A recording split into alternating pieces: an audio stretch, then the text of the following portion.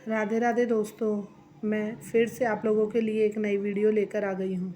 इस वीडियो में मैं आपको अधिक मास की कहानी सुनाऊंगी, जिसे अधिक मास में सुनने से बहुत पुण्य फल प्राप्त होता है। तो जैसा कि आप लोगों को पता है कि अधिक मास 17 मई से 15 जून तक रहने वाला है, तो मैं डेली आपके लिए एक ऐसी ही कहानी लेकर आने वाली हूँ और बीच बीच में मैं अधिक मास में किए जाने वाले दान का वीडियो भी बनाऊँगी।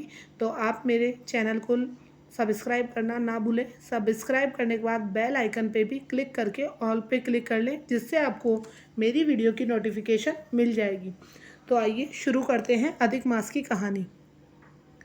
एक समय की बात है, एक गांव में एक बुढ़िया माई रहती थी। वह बहुत धार्मिक प्रवृत्ति की थी। हर तीसरे साल जब अधिक मास आता था तो वह स्नान दान व पुण्य करती थी। एक बार अधिक मास में उनके बेटे बहू ने कहा, माँ, तुम इतने साल से अधिक मास नहा रही हो, क्या अधिक मास में दान का कोई पुण्य मिलता है?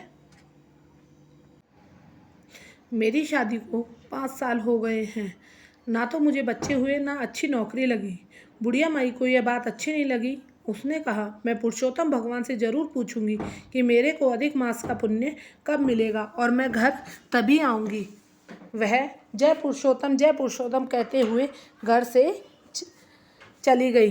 तब रास्ते में उन्हें एक कोढ़ी मिला। उसने पूछा, माँ, कहाँ जा रही हो मैया?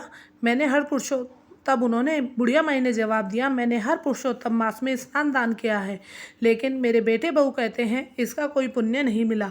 मैं भगवान से पूछूंगी कि मुझे इसका पुण्य कब मिलेगा। तब कोढ़ी बोला, अगर आपको भगवान मिल जाए तो मेरे दुख का निवारण भी पूछ कर आना कि कब मेरे दुख का निवारण होगा। बुढ़िया बोली, जरूर पूछूंगी, और वह जय पुरुषोत्तम कहते हुए आगे चल पड़ी। आगे उसे रास्ते में एक कुम्हार पति पत्नी मिले। तब उन्होंने पूछा, बुढ़िया माई, कहाँ जा रही हो? तब बुढ़िया माई ने उन्हें सारी बात बताई, जैसा कि उन्होंने कोढ़ी को बताया था। तब कुम्हार पति पत्नी ने कहा कि आप हमारे दुख का निवारण भी जरूर पूछ कर आना। हमारी चाक पर टूटे मटके बन रहे हैं, और जो कुछ मटके बचते हैं वह पकाते समय क्यों टूट जाते हैं? क्योंकि हमारे जो आजीविका का साधन है वो यह चाक ही है। तो आप यह ज़रूर पूछ कर आना कि हमारे साथ ऐसा क्यों हो रहा है। ऐसा कहकर वह बोली कि मैं ज़रूर पूछूंगी, और कहकर आगे चल पड़ी, जय पुरुषोत्तम करते हुए। रास्ते में आगे फिर उन्हें एक सांप मिला। वह बोला, मैं तुम्हें डस लूँगा। तब बुढ़िया माई बोली कि तू मुझे डस तो लेना, लेकिन मैं भगवान से मिलने जा रही हूँ, जब मैं वापस आऊँ तब मुझे डस लेना। तब नाग ने पूछा कि ऐसी क्या बात हो गई? तब उन्होंने सांप को सारी बात बताई। तब सांप ने कहा कि मेरे लिए भी पूछ कर आना। मेरी नागिन अंडे तो देती है, लेकिन कोई सपोला जिंदा नहीं रहता। बुढ़िया बोली, ठीक है, मैं ज़रूर पूछूंगी। फिर आगे चलकर रास्ते में उन्हें एक साधु महाराज मिले। साधु ने पूछा, कहाँ जा रही हो? फिर उन्होंने साधु को बेटे बहू की बात बताई। तब साधु बोला, क्या भगवान ऐसे ही मिल जाते हैं? और अगर भगवान तुम्हें मिल भी जाएंगे तो तुम पहचानोगे कैसे? फिर उन्होंने साधु को प्रणाम करके जय हो पुरुषोत्तम भगवान कहा। फिर उन्होंने उन्हें पुरुषोत्तम भगवान ने दर्शन दिए और बोले, तुम्हें क्या चाहिए बताओ। तब बुढ़िया माई ने कहा, मुझे कुछ नहीं चाहिए। भगवान बोले, जा तेरा कल्याण हो। वह सभी का निवारण पूछने लगी। कोढ़ी का जवाब दिया पुरुषोत्तम भगवान ने कि वह पिछले जन्म का कर्म भोग रहा है। वह एक राजा था, वह अपनी प्रजा को दंड देता था, तो उसे उनकी आह लगी है। मेरी चरण धूल ले जाओ और उसे कोढ़ पर लगा देना, वह ठीक हो जाएगा। इसके बाद बुढ़िया माई ने कुम्हार के बारे में पूछा। एक बार गरीब माता पिता अपनी लड़की की शादी के लिए कलश लेने आए थे। पैसे ना होने के कारण उन्होंने कलश नहीं दिए। उस कुम्हार को उनकी आह लगी है, ऐसा पुरुषोत्तम भगवान ने कहा। वह 100 मटके अगर प्याऊ में दान देगा तो उसके दुख दूर हो जाएंगे। इसके बाद बुढ़िया माई ने नाग नागिन के बारे में पूछा। तब उन्होंने कहा कि वह गर्भवती स्त्री को उन्होंने डसा था। वह स्त्री मर गई थी। उन्हें उस गर्भवती स्त्री की आह लगी है। नाग नागिन अगर अपनी अमृत मणि किसी गरीब को दे दे तो उनके भी बच्चा हो जाएगा। फिर वह अंतर्ध्यान हो गए।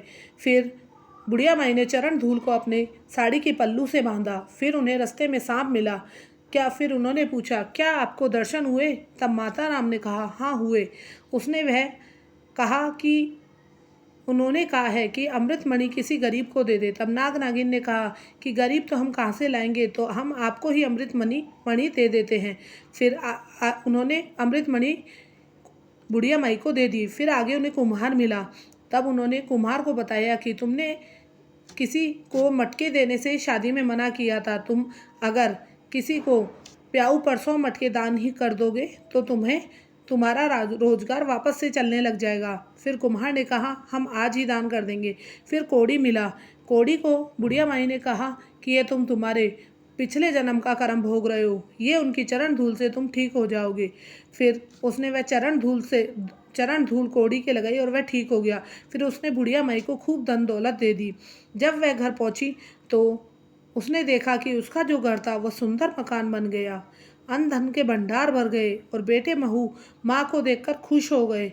और बेटे ने माँ को देखकर कहा, माँ मुझे नौकरी मिल गई है पुरुषोत्तम भगवान की कृपा से, और आपकी बहू भी गर्भवती हो गई है। तो यह पुरुषोत्तम माह की एक कहानी है जो मैंने आप लोगों को सुनाई है। अगर आपको मेरी वीडियो अच्छी लगती है और अगर आप लोग ऐसी ही कहानी सुनना चाहते हो तो मेरे चैनल को सब्सक्राइब करें और ऊपर जो बेल आइकन आता है उसे प्रेस करना ना भूलें, जिससे कि आपको मेरी वीडियो की हर एक नोटिफिकेशन मिलती रहे। मैं अधिक मास की ऐसी ही कहानियाँ लेकर आपके लिए आती रहूँगी। अधिक मास में मालपुए दान का बहुत महत्व है, जो हमें अधिक मास में ज़रूर करने चाहिए। 33 की संख्या में मैं मालपुए और जलेबी के दान के लिए भी आपके लिए वीडियो बनाऊंगी। अब इस कथा के माध्यम से मैं यही कहना चाहूँगी कि पुरुषोत्तम भगवान जैसा आपने सबके दुख दूर करे, सबके कष्ट दूर करे और बुढ़िया माई पे कृपा करी, वैसे ही हम सब पर करना, कथा कहने वालों पर, सुनने वालों पर, वीडियो देखने वालों पर और वीडियो को सुनने वालों पर। जय हो पुरुषोत्तम भगवान की। जय श्री राम।